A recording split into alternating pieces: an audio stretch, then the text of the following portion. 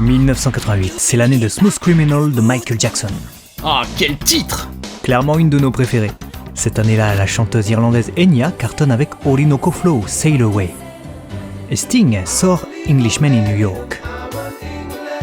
En France, Bernard Lavilliers chante On the Road Again, Jean-Jacques Goldman nous sort Il changeait la vie.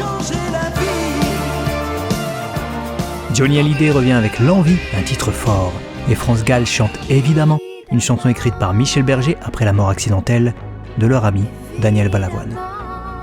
De son côté, Mylène Farmer bat tous les records en termes de longueur, de budget ou encore de nombre de figurants à l'époque pour son clip de Pourvu qu'elle soit douce. Dans le monde, heureusement, cette année-là, plusieurs guerres prennent fin. C'est notamment le cas de celle qui opposait l'Iran et l'Irak, ou encore la première guerre d'Afghanistan. C'est aussi la fin de l'affaire des otages du Liban le 4 mai, et des manifestations pacifiques en août demandent l'établissement de la démocratie en Birmanie. Malheureusement, ces manifestations seront plus que sévèrement réprimées par la junte militaire birmane en septembre. Plus gai, au Japon, le Tokyo Dome est achevé en mars, la chanson Aiga Tomaranai du groupe Wink cartonne, et c'est l'année de lancement du manga Rokudenashi Blues dans le magazine Weekly Shonen Jump. On a aussi l'arrivée de nombreux animés au Club Dorothée dans l'Hexagone, avec bien sûr Dragon Ball qui débute le 2 mars, ou encore Juliette Je t'aime à partir du 5 septembre. Jean-Luc Azoulay et Claude Berda, les créateurs d'Abe Production, achètent les droits de dessins animés à plusieurs maisons de production japonaises, telles que Toei Animation ou TMS. Il en résulte la diffusion de nombreux animés inédits en France et la découverte, pour toute une génération, de nombreuses œuvres devenues cultes.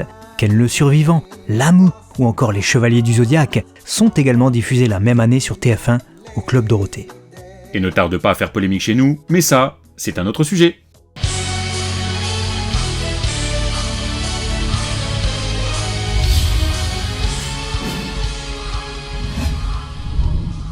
Dragon Ball en 1988. Le manga Dragon Ball en est à sa 3e année d'existence et son succès dans les pages du Weekly Shonen Jump ne cesse de croître.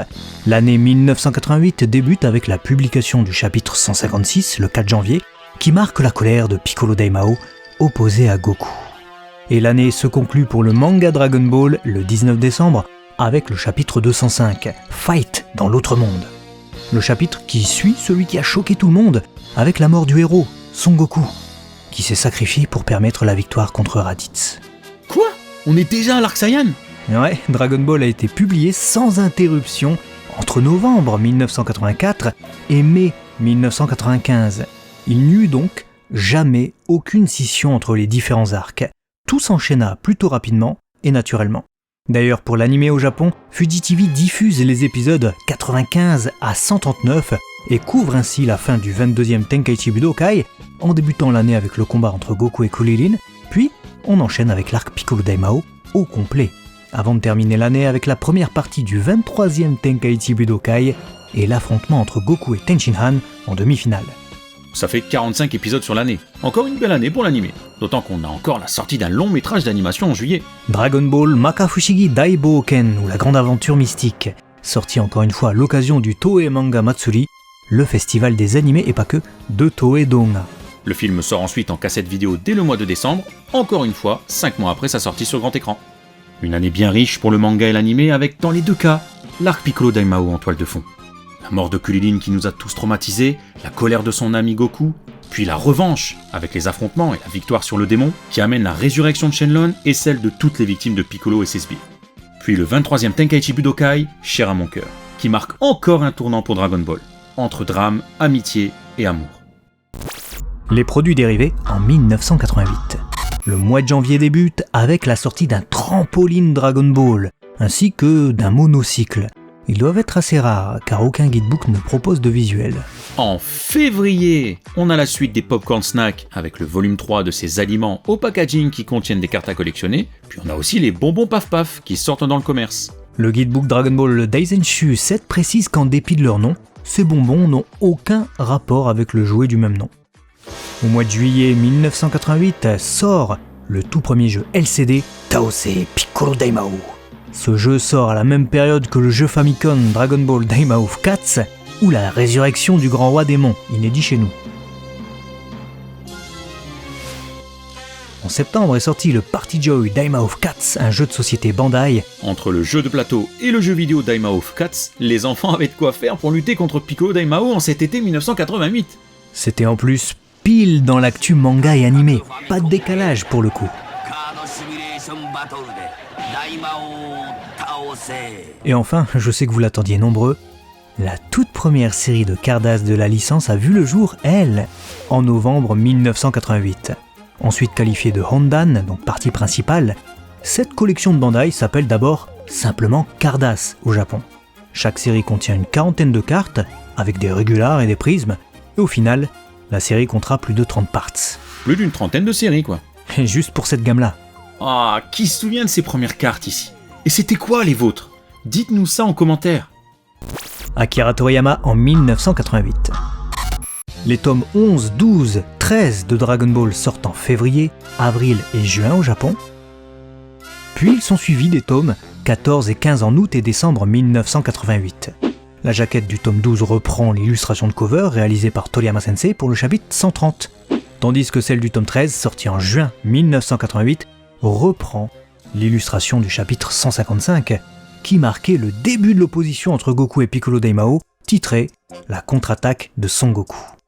Une cover qui est toute particulière puisque ce n'est pas un hasard si Goku se tient debout, les bras croisés sur une Suzuki Jimny. Dans le même numéro du magazine qui publiait ce chapitre en décembre 1987, on retrouvait également un one-shot nommé Soncho, écrit et dessiné par Akira Toriyama.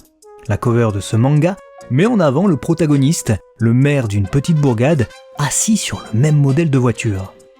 On retrouve d'ailleurs cette histoire courte dans le volume 3 des histoires courtes d'Akira Toriyama, publié en français chez Glénat. Et en parlant d'histoire courte, c'est aussi en 1988 qu'il publie Mamejiro-kun, qui sort au sein du Weekly Shonen Jump numéro 38. Ça raconte l'histoire de Mamejiro, 6 ans, qui décide de devenir un délinquant car son père lui a mangé sa glace. Mais bien malgré lui, au lieu de commettre des méfaits, Mamejiro aidera la police qui lui réservera une récompense de choix. C'est aussi un one-shot et on le retrouve aussi dans le 3e volume du recueil d'histoires courtes du maître. Sinon, pour Toriyama Sensei, l'année 88, c'est aussi celle où il a dû prendre la décision de faire grandir son héros, Goku pour de bon. Puisqu'avec l'élite de 3 ans qui précédait le 23e Tenkaichi Budokai, il aurait été illogique que notre protagoniste conserve son corps d'enfant. L'auteur alla donc contre l'avis de son tanto et éditeur Torishima-san et changea l'apparence de Goku. Les fans ont accueilli ce changement sans aucun stress visiblement. Au contraire de Torishima qui avait peur de recevoir des coups de téléphone d'enfants désemparés.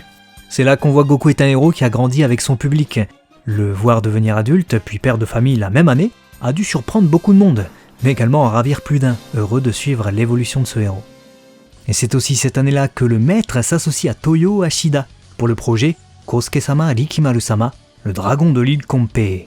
Un film d'animation de 50 minutes sorti à l'occasion du Jump Carnival, un événement célébrant les 20 ans du Weekly Shonen Jump. Kosuke-sama Rikimaru-sama, le dragon de l'île Kompei, débute avec Tanuki Koji Sakurako, une professeure originaire de Tokyo et spécialisée dans l'étude des dragons, qui se rend sur l'île de Kompei afin d'étudier un nouveau spécimen. Elle va alors croiser la route de Kosuke et Rikimaru, les gardiens de l'île, qui vont tenter de défendre le dragon qui porte une pierre précieuse que l'armée tente de dérober. Ce film d'animation original est scénarisé par Akira Toriyama et marque sa première participation à un projet animé en tant que scénariste et character designer. Et ce, bien avant les films Dragon Ball des années 2000. Le projet est animé par JC Staff et réalisé par Monsieur Ashida, avec qui Toriyama Sensei nouera une bonne amitié et apprendra beaucoup. Le film est projeté dans plus de 30 localités au Japon, et nombreux sont donc les endroits où l'on a pu admirer les aventures de Kosuke, un jeune garçon ressemblant beaucoup à Kennosuke, le héros du manga Kennosuke-sama du même auteur, sorti l'année précédente. Enfin, 1988 est aussi la 3e année consécutive où paraît un jeu Dragon Quest, puisque c'est cette année-là que sort Dragon Quest 3 sur Famicom. Le 10 février pour être précis, la sortie de ce jeu provoque même la folie des joueurs et de très longues files d'attente se créent devant les magasins pour la sortie de ce nouvel opus. Côté nouveauté, on peut choisir la classe à laquelle appartient son personnage, ainsi que son genre en début de jeu. Le cycle nuit-jour est aussi introduit dans cet opus et il influe sur le comportement et les dialogues des PNJ.